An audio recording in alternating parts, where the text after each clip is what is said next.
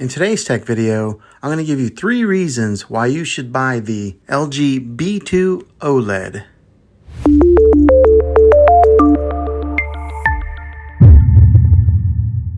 This TV has a lot to offer and is a great option for those looking for a high-quality 4K TV. It's an HDR TV with the best high dynamic range performance. With it being a well-known brand in the television industry and their products are always at the forefront of innovation, you can expect this TV to last for years to come. So here are 3 reasons why you should buy this TV. The first reason is because it has an excellent display.